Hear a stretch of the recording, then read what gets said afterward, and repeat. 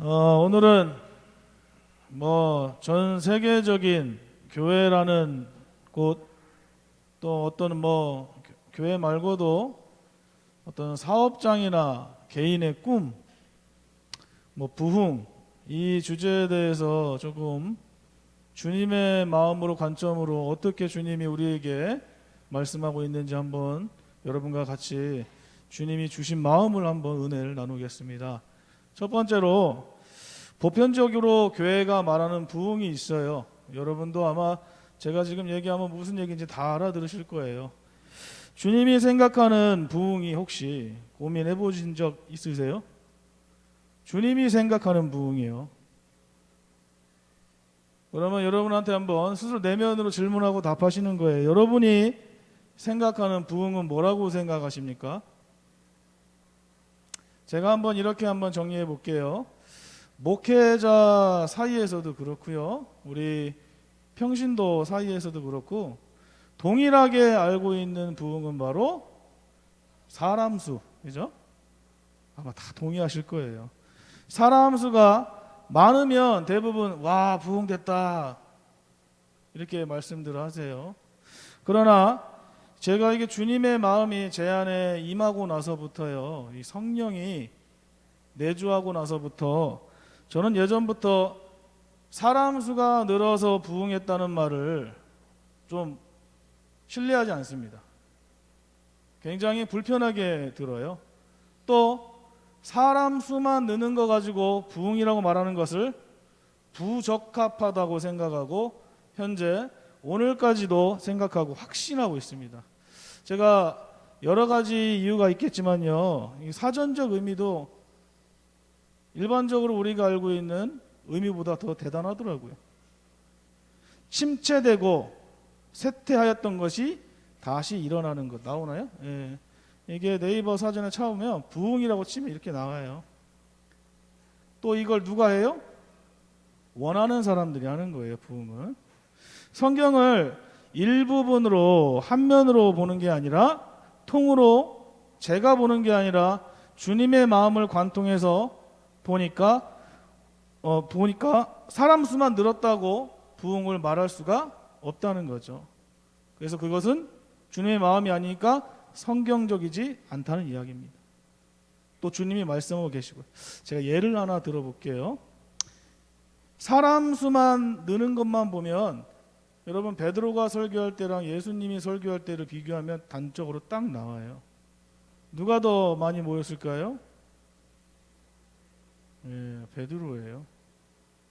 오카논 목사님이 더 많이 모였을까요? 예수님이 더 많이 모였을까요? 세계력교회 손현보 목사님이 많이 모였을까요?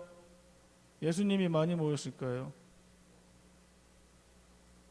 또 여러 가지 또 예시를 들고 싶지만 주님이 복음서에 보면 이 무리가 모이는 걸 굉장히 경계하셨어요.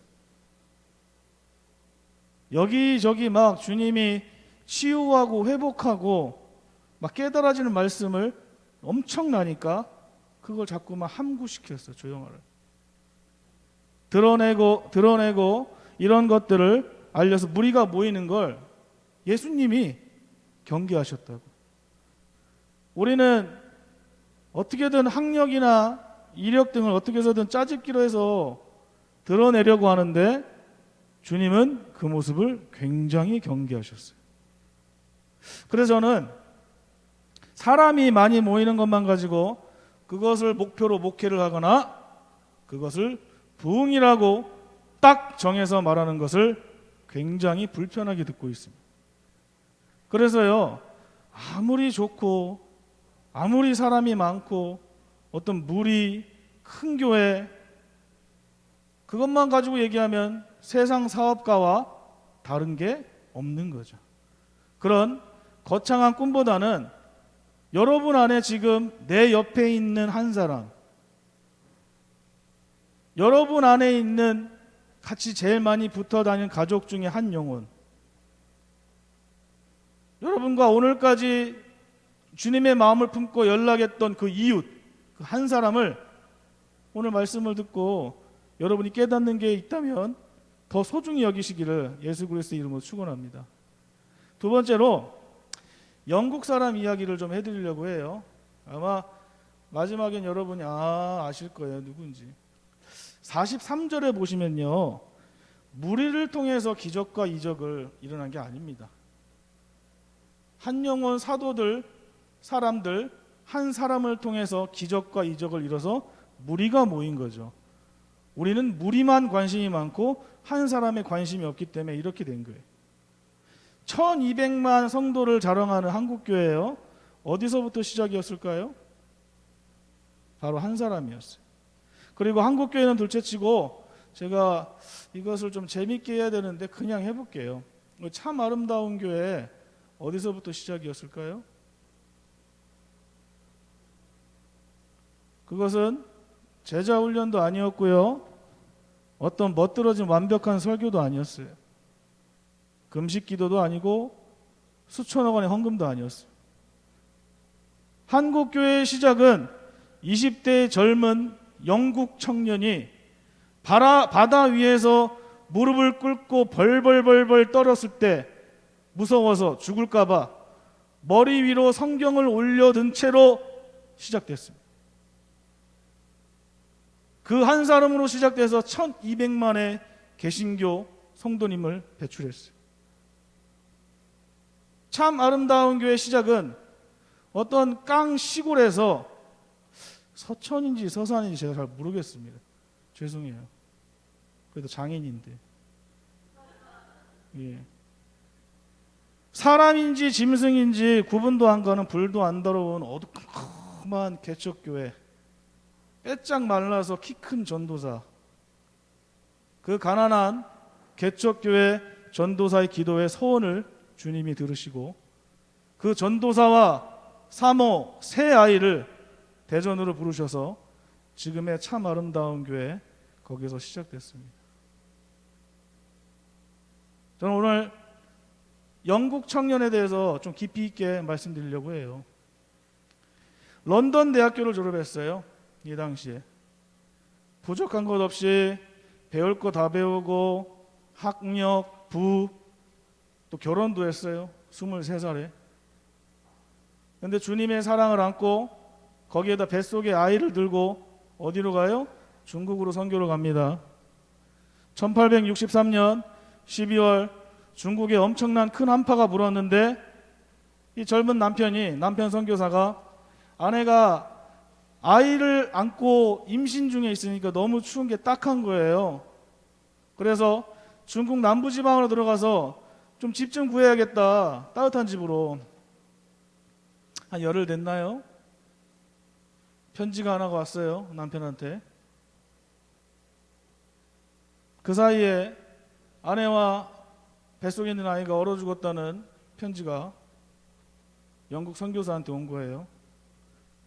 집 보러 갔는데 주님의 마음을 품고 좋은 대학교 나왔는데 가질 거 다 가지고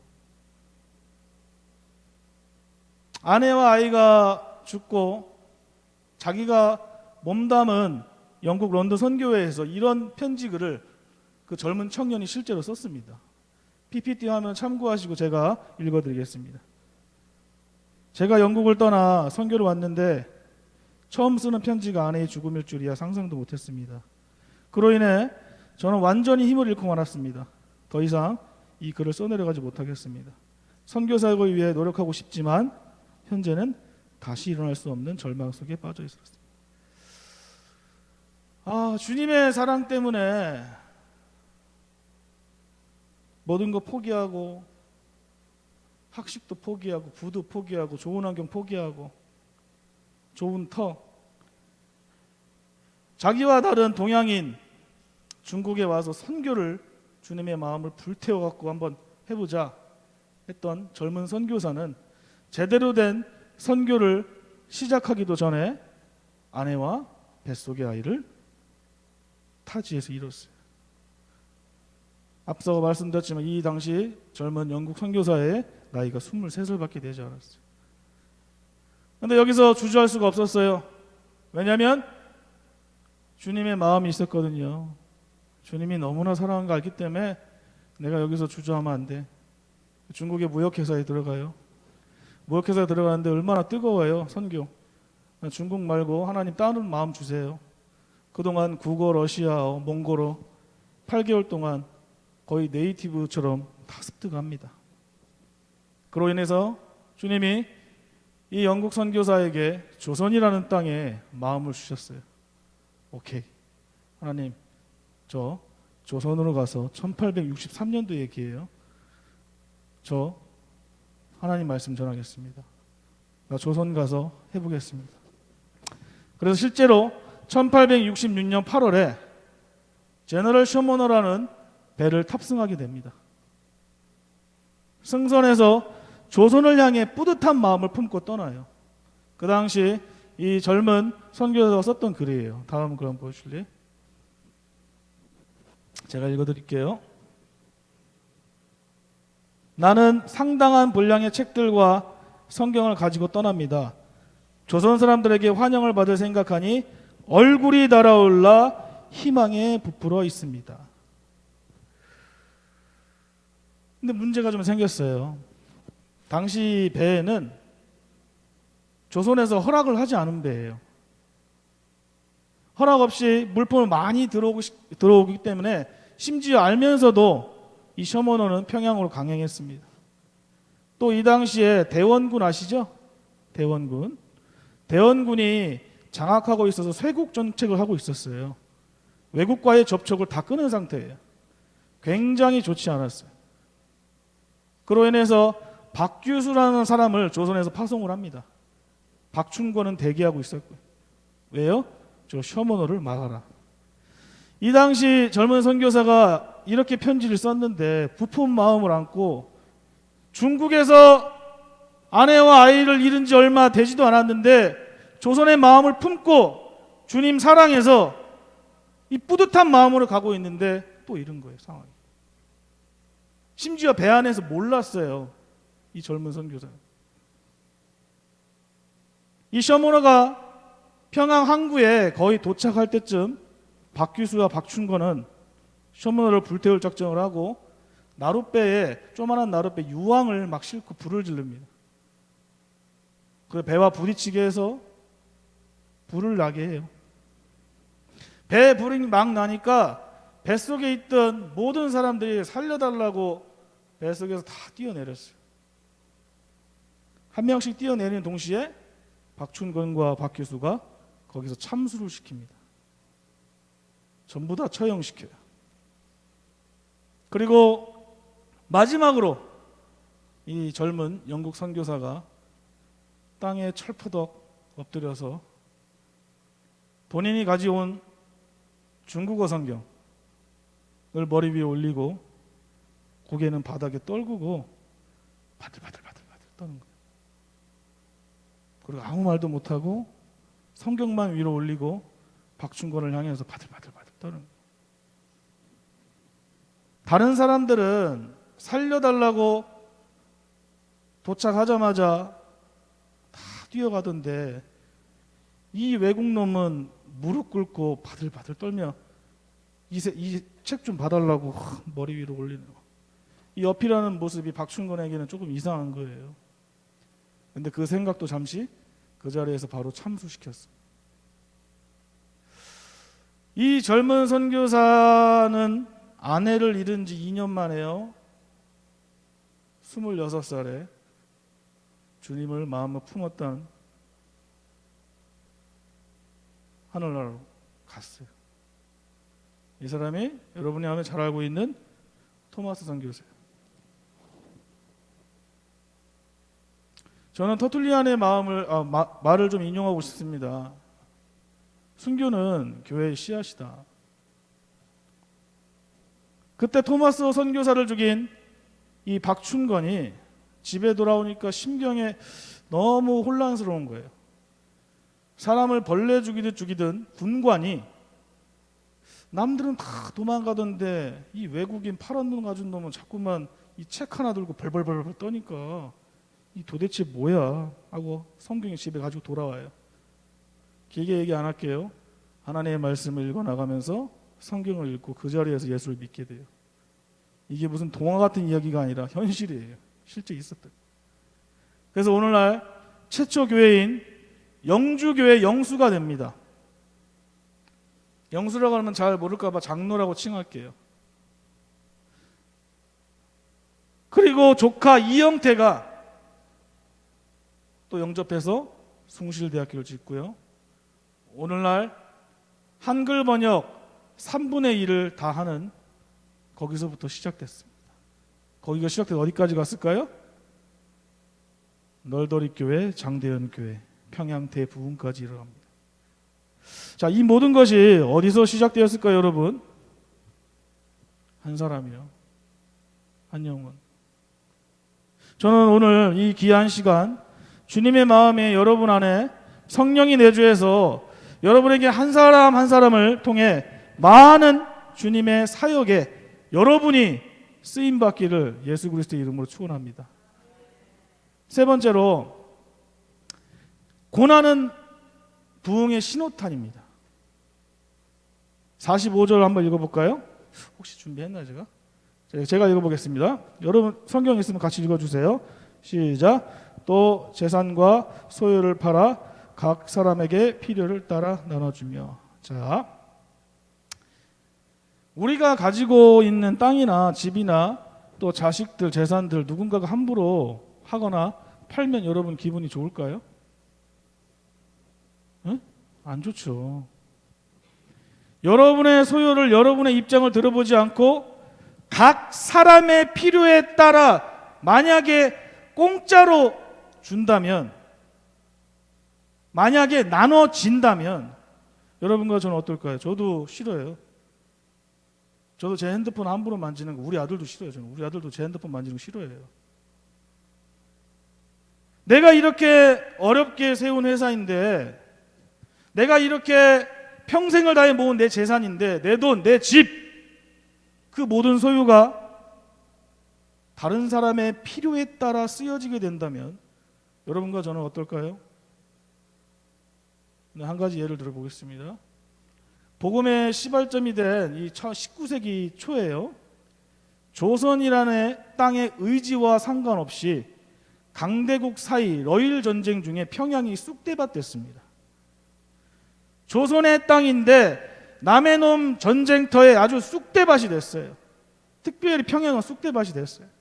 그런데 희한한 게요, 남이 다 해지가 났는데 그때 고난이 있을 때 나라가 나라 취급받지 못하고 사람이 벌레보다 못한 취급을 받았던 이 조선이라는 땅에 예수 그리스도란 복음이 들어와서 극한 고난이 시작됐을 때, 그때 부흥의 원동력이 시작됐습니다. 여러분 성경을 잘 묵상하면 고난이 시작되거나 어려움이 시작될 때 그때 주님을 찾고 부르짖으면 놀랍게 부흥하는 걸 여러분 성경을 묵상하면서 많이 보셨을 겁니다.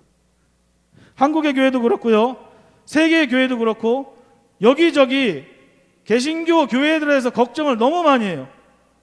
근데 걱정만 해요.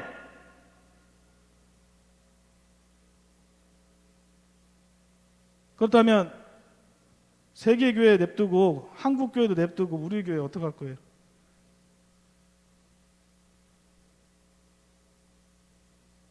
이제는 극한 고난과 침체기가 왔다고 해도 저는 과언이 아니라고 생각해요. 부족해요, 그 말도. 세상에서 보면 이렇게 하면 망한다, 이렇게 하면 없어진다, 걱정하고 미리 점 찍어 놓을 거예요. 근데 오늘 진리를 통한, 말씀을 통한 우리 교회에 주신 주님의 마음은 이 힘든 시기가 다시 한번 여러분도 감당하지 못할 놀랍게 부흥하게 되는 시간이 될 줄 믿습니다. 네 번째로, 제일 중요해요. 마음이 모여야 돼요. 마음이. 46절 위에만 읽어볼게요. 46절 시작. 날마다 마음이 같이하여 성전에, 여기까지만 볼게요. 자, 46절에 마음이 같아야 한다는데 어떻게 이게 가능할까요? 자, 우리 마음이 같을 수 있을까요? 여러분 사석에서 이 사람 저 사람 흉 많이 보시죠? 전문 용어로 호박씨라고 해요. 보여주세요. 예, 제가 웃기려고 갖고 왔어. 호박씨. 아주 안 하기는 그렇고, 그죠? 어떻게든 하잖아요. 하지 말라고 해도. 좀 절제만 하시면 돼요. 제가 이게 한 교회에 오래 있다 보니까 장단점이 있더라고요. 제가 10년 가까이 한 교회에 있다 보니까 많은 교회 성도님들이 저에게 이런저런 흉을 말씀하세요. 뭐 사실대로 얘기하죠. 주님 계시는데 이 자리에서 허풍 떨고 허세 떨 수 없잖아요. 거짓말할 수. 제가 듣고 싶어서 듣는 게 아니라 여러분 매일 교회에 상주하면 여기저기서 엄청난 소식들을 들어요. 이 시간에 그 흉이 그냥 나쁘다는 게 아니라 안타까운 마음 하나가 있어요. 우리 교회에서 제일 많이 흉을 보는 직분이 있어요. 여러분은 아마 맞출 것 같아요. 여러분이 제일 많이 보는 흉이 직분이 뭐가 있을까요? 바로 우리 두 수장님이셔. 담임 목사님하고 장로님. 끝까지 들으셔야 돼요. 여기서 졸면 오해합니다. 분명히 말씀드렸어요. 목사님이 말이야. 장로님이 말이야. 제가 얘기한 거 아니에요. 들은 얘기예요. 이건 양반입니다. 이게 얌전 떠는 거예요. 위에서. 흉 볼 때는 호칭 생략해요. 엄청나요. 누구냐고 묻지 마세요. 안 알려줘요. 왜냐하면 다 그러니까요. 분명히요. 46절 말씀에 우리가 부흥을 하려면요. 여러분 마음이 같아야 돼요. 우리가 지금 이 부흥이라는 주제로 지금 주님의 마음에 막 다가가고 은혜가 임하고 있는데 여러분 이것이 해결되지 않고 이것이 계속돼서 우리 교회 안에 계속해서 머물면 감히 말씀드리는데 절대 부흥은 될 수 없습니다. 된다고 해도 사람 수만 늘어나겠죠. 주님이 주신 이 귀한 시간 여러분들 각자 위치에서 사장님도 계시고 다 계시잖아요. 이 귀한 시간 허비하실 거예요? 여러분 어떻게 하실 거예요? 너무나 당연하고 단순하지만 우리 참 아름다운 게 우리 수장 두 분을 인정하는 거예요. 그렇다고 여러분한테 지금 막무가내로 인정하라고 얘기하지 않을게요. 제 연결고리를 하나 제시해 드리겠습니다. 제가 총신 다닐 때요, 이 3학년쯤에 좋은 표현으로 교만인 것 같아요. 진짜 싸가지가 너무 없었어요. 이게 막 절정에 올랐어요. 목사님 설교가 너무 듣기 싫은 거예요. 어지간한 목사님은 저에게 은혜를 끼칠 수가 없어. 제가 하면 더 잘할 것 같아요. 제가 더 많이 아는 것 같고 착각했어요. 그런데 어느 요양병원에 제가 아마 수년 전에 이거 말씀드렸을 겁니다. 제 SNS 계정에도 올리고 어떤 할머니 이름은 기억 안 나요. 할머니인데 할머니가 신방으로 갔는데 목사님이 이 할머니가 말귀를 못 알아들어요. 근데 그 할머니 앞에서 복음을 막 전하는 거예요. 정말 정상인한테 전하듯이. 제가 그때 딱 한 대 얻어맞았어요. 아 이거구나. 목회. 헬라어, 히브리어, 뭐 멋들어진 신학, 뭐 박사학위, 뭐 미국 유학 가고 뭐. 우리 담임 목사님은 어떠한 상대가 와도 예수님이 당신을 사랑하고 믿어야 천국 갔다는 복음을 똑같이 전하는 걸 제가 목격했어요. 그래서 제가 방망이로 한 대 얻어맞은 것처럼 굉장히 충격을 받았어요. 그리고 또 최근에 목사님에게 화두되는 것이 뭐가 있습니까? 11조하고 헌금, 주일성수 이거 관련돼서 목사님에 대해서 말 많이 하시죠.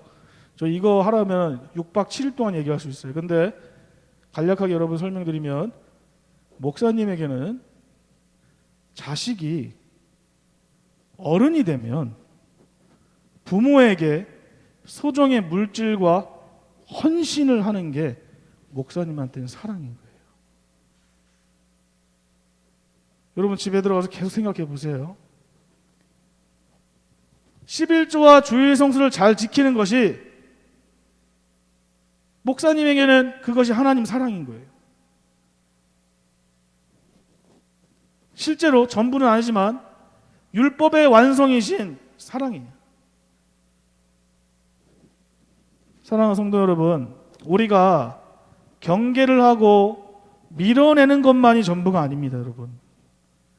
상대가 무엇을 의도하고 전하는지 우리가 이해하는 것도 오늘 이 시간에는 정말 귀하다고 필요해요. 또 하나 저에게 충격적인 사건이 하나 있어요. 제가 혹시 그 영상 나오나요? 한번 다음 거 넘겨보세요. 이거 플레이 돼요?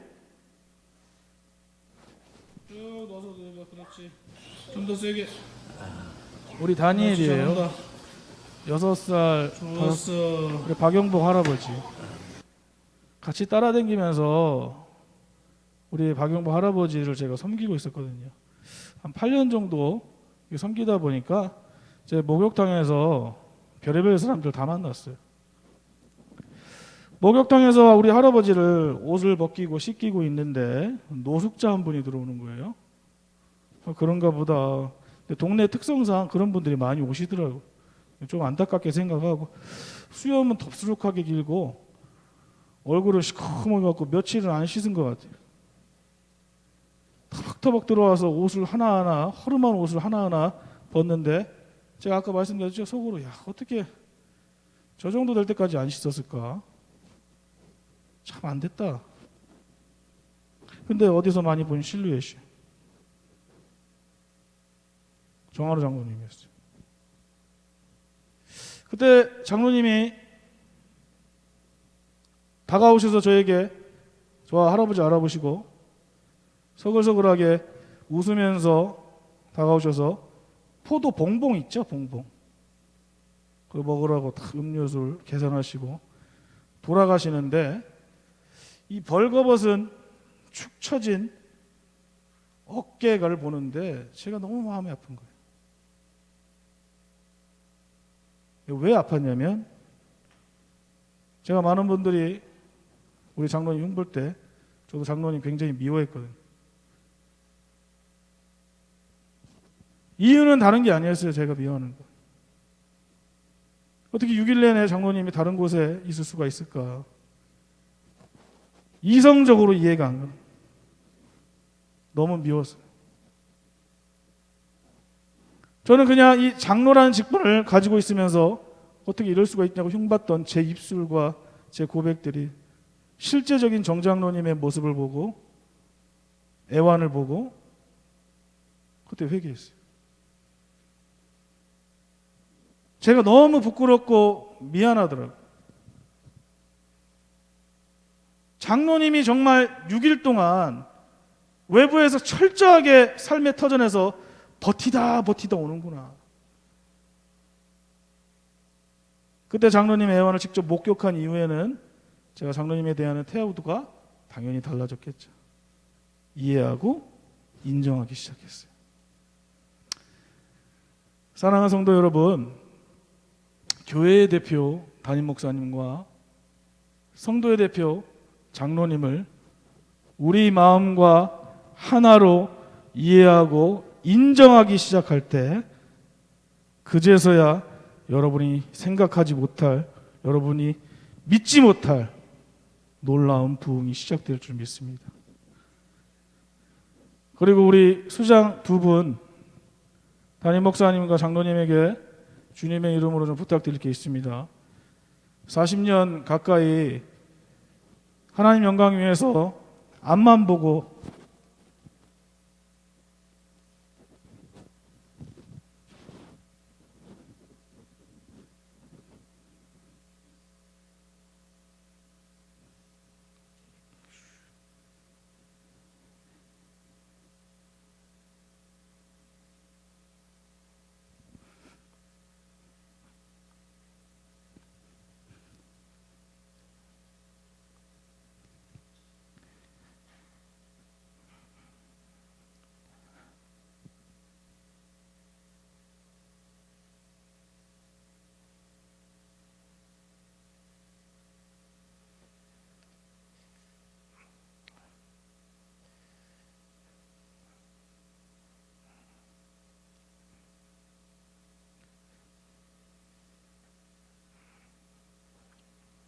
축소합니다.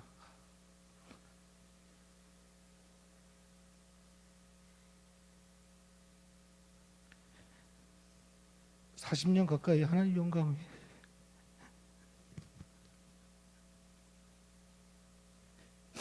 앞만 보고 달려오신 우리 두 분,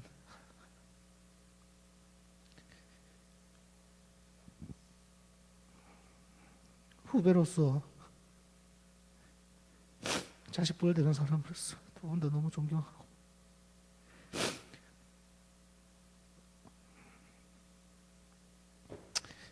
앞으로 제가 목회하면서 두 분의 발자취를 보면서 목회의 자양분으로 평생 잊지 않겠습니다. 그런데 혹여나 주님만 보고 앞만 보고 달려오신 게 있다면 잠시 놓치고 있는 성도가 있지 않은지 딱 한 번만 냉정하게 이번 한 주 뒤를 돌아보시기를 주의 종으로서 목사로서 부탁드리고 소망합니다.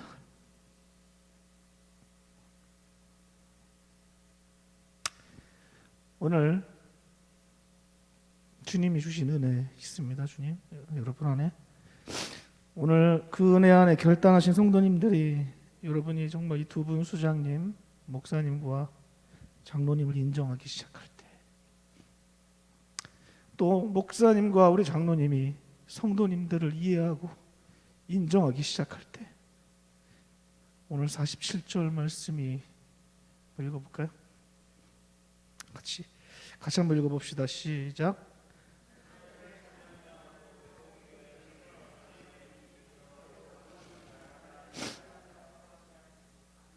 여러분, 교회 부흥은 프로그램대로 되지 않습니다. 제가 사석에서 계속 말씀드리는데, 교회 부흥은 성령이 내주하셔야 돼요. 우리 주님이 계속해서 지속적으로 여러분의 마음을 감찰하고 계시는데, 이해와 인정 없이 그런 부흥은 절대 없습니다. 그런 부흥을 원하시면 밖에 나가서 사업하셔야 돼요.